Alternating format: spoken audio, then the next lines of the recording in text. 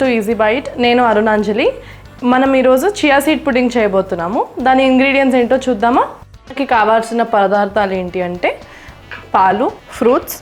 మనమైతే ఈరోజు బనానా ఇంకా స్ట్రాబెర్రీ తీసుకున్నామండి. మీరు ఏ ఫ్రూట్స్ అయినా ఆప్షనల్గా తీసుకోవచ్చు.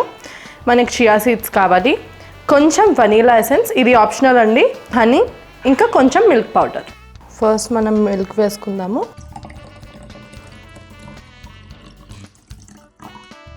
3 to 3.5 table spoons of chia seeds అండి. సో దాట్ అవి మంచిగా సోక్ అయ్యి అవి కొంచెం ఓపెన్ అప్ అవుతాయి. 1 to 1.5 teaspoon of milk powder. ఇప్పుడు కొంచెం మంచిగా మిక్స్ చేసేసుకుందాము. సో దట్ ఈ చియా సీడ్స్ మనకి ఏమీ కూడా విడివిడిగా ఉంటాయి, స్టిక్ అవ్వకుండా ఉంటాయి మనకి. అండ్ ఆల్సో మిల్క్ పౌడర్కి కూడా ఏమీ లమ్స్ ఉండకుండా మనం కొంచెం మిక్స్ చేసుకుందాం.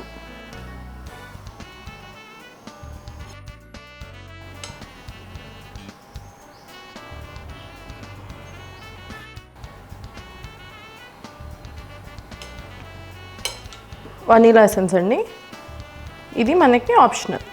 ఇప్పుడు మనకి ఒక 1.5 to 2 teaspoons of honey అండి. మొత్తం అన్ని దగ్గర పడేటట్టు చూడండి, లేకపోతే మళ్ళీ మనకి చియా సీడ్స్ అయినా స్టిక్ అయిపోతాయి. ఇప్పుడు మనం హనీ వేసాం కదా, మెల్లిగా అన్నీ ఈక్వల్గా లమ్స్ లేకుండా స్టిక్ అవ్వకుండా మిక్స్ చేసేసుకుందాము. మనం మిక్స్ చేసేసుకున్నాం కదా, ఇప్పుడు మనం ఈ మొత్తం దాన్ని మనము ఓవర్ నైట్ ఉంచాలి.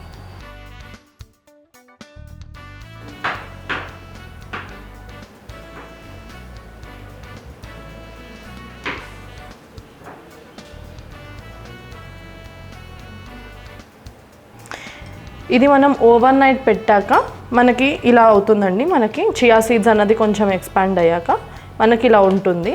ఇది మనం కొన్ని ఫ్రూట్స్తో కానీ డ్రై ఫ్రూట్స్తో కానీ తినచ్చు. ఈరోజు మనం బనానా ఇంకా స్ట్రాబెర్రీస్తో దాన్ని గార్నిష్ చేస్తున్నాం. ఆల్సో మీకు కొంచెం మిల్క్ కావాలి, కన్సిస్టెన్సీ కొంచెం ఇంకొంచెం లిక్విడ్ కావాలంటే మీరు మిల్క్ కూడా యాడ్ చేసుకోవచ్చండి. ఇప్పుడు మనకి ఇందులో కొంచెం టాపింగ్ ఫ్రూట్స్తో పాటు కొంచెం మనకి హనీ కూడా అండి. So that it can add more sweetness to it. ఇలా మనం గార్నిష్ చేసుకుంటే చూడ్డానికి కూడా బాగుంటుంది అండ్ స్వీట్నెస్ కూడా మనకు పెంచుతుంది. మనము కట్ చేసుకున్న స్ట్రాబెర్రీస్ ఇంకా బనానాస్ ఉన్నాయి కదా, అవి మంచిగా ఒక లేయర్లోగా మనం పెట్టేసుకోవచ్చండి. మీకు కావాలంటే ఇంకేమైనా ఫ్రూట్స్ మీకు ఉన్నాయి, యాపిల్స్ యూస్ చేయొచ్చు, గ్రేప్స్ యూస్ చేయొచ్చు, పొమోగ్రానైట్స్ కూడా వేసుకోవచ్చండి. మనం ఈరోజు స్ట్రాబెర్రీ ఇంకా బనానాస్తో మనం గార్నిష్ చేసుకుంటున్నాము.